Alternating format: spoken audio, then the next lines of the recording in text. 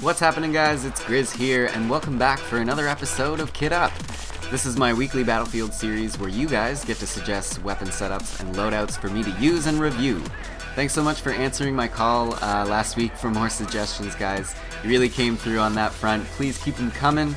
I love having a bunch of different ones to choose from, and had a couple pretty good ones last week. But in the end, the lucky winner was Tavon Austin, who suggested the AUG A3 with a Coyote or Reflex, Suppressor, Laser, and an Ergo Grip. And that is all he gave me, so to fill out the rest of the kit, I'm running with the SW40, or the Swag 40 as we like to call it. Defibs and medkits are my gadgets, and I was using the V40 mini grenades, ACB 90 Box Cutter Pro for my knife, and the defensive perk. And I know a lot of you might hate that I'm using this perk, but allow me to explain myself later. So this is great for me because I haven't used this weapon at all since I did my assault rifle guide way back. And to be completely honest with you guys, I think I may have jumped the gun, pun intended, on my opinion of the AUG A3 in that guide. Having now gone back and played with it a lot more using different attachments and such, I can now say that the AUG A3 is definitely one of the more usable assault rifles. In the guide, I said it was pretty middle of the road and definitely not the best choice out there. While this might still be true, I think I have a lot more faith in myself using the AUG A3 now, because it really is a kick-ass assault rifle that's effective at all ranges. Okay, so before we go any further into my opinions, let's check out the stats on this beast. The AUG A3 has the standard assault rifle damage model at 25 high and 18 low, so no surprises there. Rate of fire is a cool 700 rounds per minute, not the fastest, but still pretty decent. Magazine capacity is 30 rounds plus 1 in the chamber for 31 total, and its reload times are 3.0 seconds when empty and 2.5 seconds with a round still in the chamber.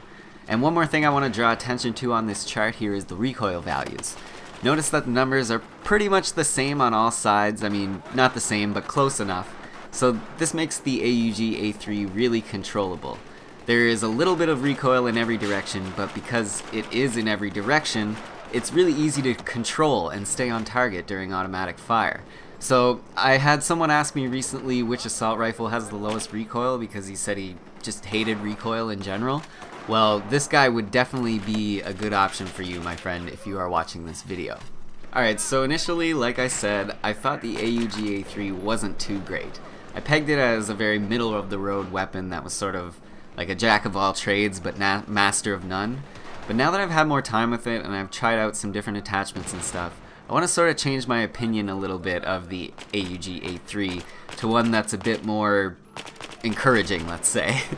I still want to hold on to the notion that this weapon is a jack of all trades. It's pretty effective at medium range, and in close quarters, as long as you can sort of have a slight advantage like getting the first shot off, you can make the AUG work. Also, the laser sight really helps you out, obviously, with hipfire. But there is one area where the AUG A3 does shine brighter than all the rest, and that is long-range engagements. Now, I know what you're thinking. Griz, the SAR 21 is obviously the long-range king of the assault rifles. Go home, you're drunk, right? Well, to you, sir, I say no, I am not drunk.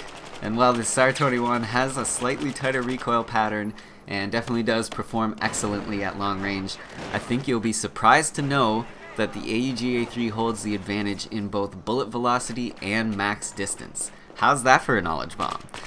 I know, I was surprised too, but it's true. And after realizing the long-range potential of the AUG A3, I started trying more long-range shots. And to my surprise, I ended up getting quite a few kills that I normally would have never attempted with any other AR besides the SAR or maybe the M16A4. So don't be afraid to take shots at guys who are really far away with this weapon, because even with a suppressor on it, which drops the bullet velocity to only 340 meters per second, all I had to do was just lead a bit more if they were on the move. And to my delight, I was actually getting some sweet long-range kills. There is a couple in this video, but a lot of them were just sort of one-offs in between the more hectic times. So I guess what I'm trying to say is just try it out, guys. I think you'll be surprised at some of the kills you're going to pick up at longer ranges using the AUG A3. I included clips of this weapon with the reflex and the coyote sight, but I personally love the reflex sight.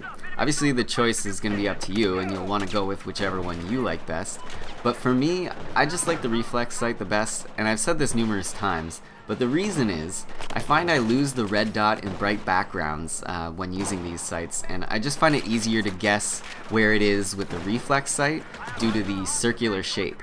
I think it's easier to guess the exact center of a circle than it is a square, so that's the reason why I prefer the reflex optic.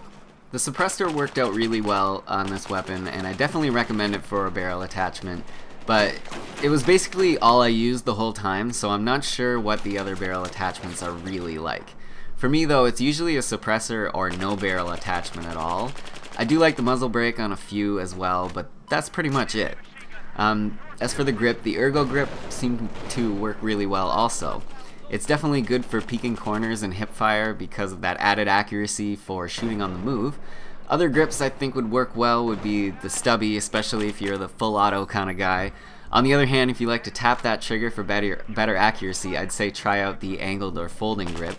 But for the most part, I found the ergo worked really well everywhere, and I didn't find there to be much recoil or bullet deviation when tap firing this thing. So let's move on to the rest of the kit. The SW40 is a great pistol. Amazing pistol, actually. You can almost run around with this thing as a primary if you've got really good aim. 2 shots is usually all you need to put someone down, and if you've already damaged them with your primary, they're toast if you can manage to land a follow-up shot with this thing. I actually included a couple clips with it this time too. It's pretty easy to unlock if you haven't already. All you need is 10 kills with the RGO impact grenades, so just get on a 24/7 Metro or Locker server.